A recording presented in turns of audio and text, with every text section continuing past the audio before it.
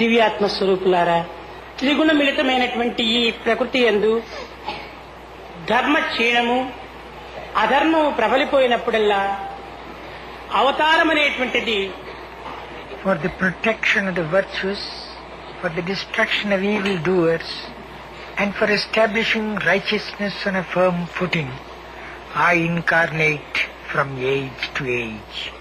Whenever Ashanti or disharmony overwhelms the world, the Lord will incarnate in human form to establish the modes of earning peace and to re-educate the human community in the paths of peace. At the present time, strife and discord have robbed peace and unity from the family, the school, the community, the society, the villages, the cities and the state. The arrival of the Lord is also anxiously awaited by saints and sages. Sadhus prayed, and I have come. My main tasks are fostering of the Vedas and fostering of devotees. Your virtue, your self-control, your detachment, your faith, your steadfastness, these are the signs by which people read of my glory. You can lay claim to being a devotee only when you have placed yourself in my hands fully and completely, with no trace of ego. You can enjoy the bliss through the experience the avatar confers. The avatar behaves in a human way so that mankind can feel kinship, but rises into his superhuman heights so that mankind can aspire to reach the heights, and through that aspiration can actually reach him. Realizing the Lord within you as the motivator is the task for which he comes in human form. Avatars like Rama and Krishna had to kill one or more individuals who could be identified as enemies of the dharmic way of life, and thus restore the practice of virtue. But now there is no one fully good, and so who deserves the protection of God? All are tainted by wickedness, and so who will survive if the avatar decides to uproot? Therefore I have come to correct the buddhi, the intelligence, by various means. I have to counsel, help, command, condemn, and stand by as a friend and well-wisher to all, so that they may give up evil propensities and, recognizing the straight path, tread it and reach the goal. I have to reveal to the people the worth of the Vedas, the Shastras, and other spiritual texts which lay down the norms. If you accept me and say yes, I too respond and say yes, yes, yes. If you deny and say no, I also echo no. Come, examine, experience, have faith. That is the method of utilizing me. I do not mention about Sai Baba in any of my discourses, though I bear the name as Avatar of Sai Baba. I do not appreciate in the least the distinction between the various appearances of God, Sai, Rama, Krishna, etc. I do not proclaim that this is more important or that the other is less important. Continue your worship of your chosen God along the lines already familiar to you. Then you will find that you are coming nearer and nearer to me. For all names are mine, and all forms are mine. There is no need to change your chosen God and adopt a new one when you have seen me and heard me. Every step in the career of the avatar is predetermined. Rama came feed the roots of Satya or truth and Dharma or righteousness. Krishna came to foster Shanti, peace, and Prema, love. Now, all these four are in danger of being dried up. That is why the present avatar has come. The Dharma that had fled to the forests has to be led back into the villages and towns. The anti-Dharma that is ruining the villages and towns has to be driven into the jungle. Come, just one step forward. I shall take 100 steps towards you. Shed just one tear. I shall wipe 100 from your eyes. I bless only thus. May your bliss grow. I have come to give you the key of the treasure of Ananda or bliss, to tell you how to tap that spring, for you have forgotten the way to blessedness. If you waste this chance of saving yourselves, it is just your fate. You have come to get from me tinsel and trash, the petty little cures and promotions, worldly joys and comforts. Very few of you desire to get from me the thing I have come to give you, namely liberation itself. And even among these few, those who stick to the path of spiritual practice and succeed are a handful. Your worldly intelligence cannot fathom the ways of God. He cannot be recognized by mere cleverness of intelligence. You may benefit from God, but you cannot explain Him. Your explanations are merely guesses, attempts to clothe your ignorance in pompous expressions. Bring something into your daily practice as evidence of your having known the secret of the higher life from me. Show that you have greater brotherliness. Speak with more sweetness and self-control. Bear defeat as well as victory with calm resignation. I am always aware of the future, the past as well as the present of every one of you. So I am not so moved by mercy. Since I know the past, the background, the reaction is different. It is your consequence of evil deliberately done in the previous birth, and so I allow your suffering to continue, often modified by some little compensation. I do not cause either joy or grief. You are the designer of both these chains that bind you. I am Ananda Swarupa. Come, take Ananda from me. Dwell on that Ananda or bliss and be full of peace. My acts are the foundations on which I am building my work, the task for which I have come. All the miraculous acts which you observe are to be interpreted so. The foundation for a dam requires a variety of materials. Without these it will not last and hold back the waters. When the Lord is incarnated, it has to be used in various ways by man for his uplift. The Lord has no intention to publicize himself. I do not need publicity, nor does any other avatar of the Lord. What are you daring to publicize? Me? What do you know about me? You speak one thing about me today and another tomorrow. Your faith has not become unshakable. You praise me when things go well and blame me when things go wrong.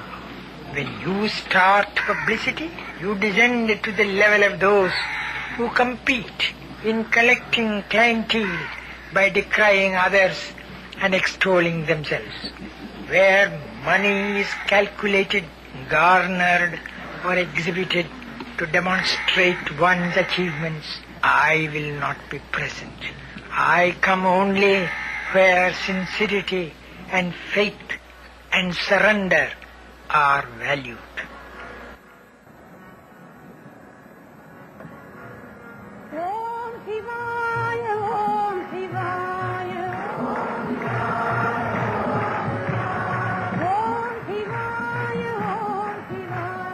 The establishment of dharma, righteousness, that is my aim.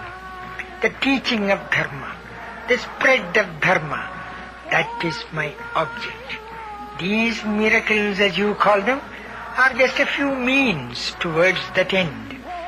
Some of you remark that Ramakrishna Paramahamsa said that the siddhis or yogic powers are obstructions in the path of the sadhaka. Yes, siddhis may lead the sadhaka or the spiritual aspirant astray. Without being involved in them, he has to keep straight on. His ego will bring him down if he yields to the temptation of demonstrating his yogic powers. This is the correct advice which every aspirant should heed. But the mistake lies in equating me with a sadhaka, like the one whom Ramakrishna wanted to help and warn. These siddhis or yogic powers are just the nature of the avatar, the creation of things with intent to protect and to give joy is spontaneous and lasting. Creation, preservation and dissolution can be accomplished only by the Almighty. No one else can. Cynics carp without knowledge. If they learn the Shastras or scriptures, or if they cultivate direct experience, they can understand me. Your innate laziness prevents you from the spiritual exercises necessary to discover the nature of God. This laziness should go. It has to be driven out of man's nature in whatever shape it appears. That is my mission. My task is not merely to cure and console and remove individual misery, but it is something far more important. The removal of misery and distress is incidental to my mission. My main task is the re-establishment of Vedas and Shastras and revealing the knowledge about them to all peoples. This task will succeed. It will not be limited. It will not be slowed down. When the Lord decides and wills, His divine will cannot be hindered. You must have heard people say that mine is all magic, but the manifestation of divine power must not be interpreted in terms of magic. Magicians play their trick for earning their maintenance, worldly fame and wealth. They are based on falsehood and they thrive on deceit. But this body can never stoop to such low level. This body has come through the Lord's resolve to come. That resolve is intended to uphold Satya or truth. Divine resolve is always true resolve. Remember, there is nothing that divine power cannot accomplish. It can transmute earth into sky and sky into earth. To doubt this is to prove that you are too weak to grasp great things, the grandeur of the universe. I have come to instruct all in the essence of the Vedas, to shower on all this precious gift, to protect Sanatana Dharma, the ancient wisdom, and preserve it. My mission is to spread happiness, and so I am always ready to come among you, not once, but twice or thrice, as often as you want me. Many of you probably think that since people from all parts of India, and even foreign countries outside India, come to Puttaparthi, They must be pouring their contributions into the coffers of the Nilayam. But let me declare the truth. I do not take anything from anyone except their love and devotion. This has been my consistent practice for the last many years. People who come here are giving me just the wealth of faith, devotion and love. That is all. Many of you come to me with problems of health and mental worry of some sort or the other. They are mere baits by which you have been brought here. But the main purpose is that you may have the grace and strengthen your faith in the divine.